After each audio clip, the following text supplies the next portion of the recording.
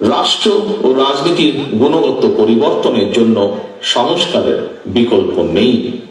তবে একই সঙ্গে এটিও মনে রাখা জরুরি, কেউ স্বৈরাচার কিংবা ফ্যাসিস্ট হতে চাইলে তার কাছে সংবিধান কিংবা প্রবিধান বাধা হয়ে দাঁড়াতে পারে না বা দাঁড়ায় না, বরং রাষ্ট্রের প্রচলিত বিধিবিধানকে উপেক্ষা করে কোনো একজন শাসক স্বৈরাচার কিংবা ফ্যাসিস্ট হয়ে ওঠে।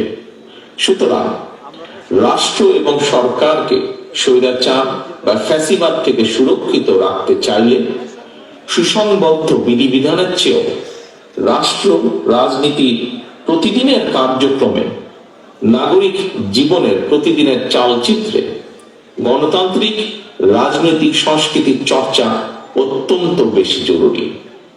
প্রতিদিনের কার্যক্রমে গণতান্ত্রিক চর্চার মাধ্যমে রাষ্ট্র সমাজ থেকে ফ্যাসিবাদের উপাদান দূরীভূত করা সম্ভব, দূরীভূত হয়ে থাকে। বর্তমান অন্তর্বর্তীকালীন সরকার কি করতে চাইছে? রাষ্ট্র মেরামতের জন্য অন্তর্বর্তীকালীন সরকারের আর কত মাস কিংবা কত সময় প্রয়োজন, সেটি জানার অধিকার জনগণের রয়েছে। সরকার জনগণের সামনে তাদের আগামী দিনের কর্ম পরিকল্পনার রোডম্যাপ ঘোষণা করলে এটি একদিকে জনগণের কাছে সরকারের স্বচ্ছতা এবং জবাবদিহিতাকেই নিশ্চিত করবে, অপরদিকে প্রশাসনিক কার্যক্রমেও গতিশীলতা বাড়বে। তবে অন্তর্বর্তীকালীন সরকারের আগামী দিনের কর্ম পরিকল্পনার রোডম্যাপ ঘোষণার কথা শুনলেই যদি উপদেষ্টাদের চেহারায় অস্বস্তির ছাপ ফুটে ওঠে, সেটি হবে অবশ্যই গণ আকাঙ্ক্ষা বিরোধী। সরকার তাদের সকল কার্যক্রমের মাধ্যমে জনগণের কাছে যত বেশি স্বচ্ছ থাকবে, জনগণও সরকারের প্রতি তত বেশি সমর্থনের হাত প্রসারিত রাখবে। প্রিয় ভাই বোনেরা, প্রায় প্রতিদিন দেশের কোনো না কোনো হাসপাতালে ডেঙ্গুতে মানুষের মৃত্যু অব্যাহত রয়েছে। হাসপাতালের চিকিৎসা খরচ যোগাতে অনেকের জীবনে নাভিশ্বাস উঠেছে। এর পাশাপাশি নিত্য প্রয়োজনীয় দ্রব্যমূল্যের লাগামহীন ঊর্ধ্বগতিতে দিশেহারা সমাজের প্রায় প্রতিটি মানুষ। প্রতিদিনের সংসারের ব্যয় মেটাতে জনগণকে যুদ্ধ করতে হচ্ছে।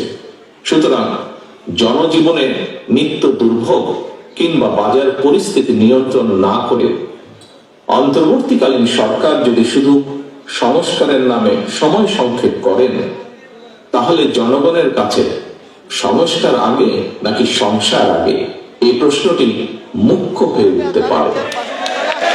দুর্ভোগ বর্তমানে মেনে নিলেও জনগণ এখনো সরকারের বিরুদ্ধে তেমন উচ্চ বাচ্য করছে না, কারণ জনগণ বর্তমান অন্তর্বর্তীকালীন সরকারকে সফল দেখতে চায়। তবে আগেও বলেছি, আজও উল্লেখ করতে চাই, অন্তর্বর্তীকালীন সরকার নিজেরা নিজেদেরকে সফল দেখতে চায় কিনা তা তাদের কার্যক্রমের মাধ্যমে প্রমাণ করতে হবে। প্রিয় ভাই বোনেরা, একটি দেশের জন্য 54 বছর সময় কম নয়।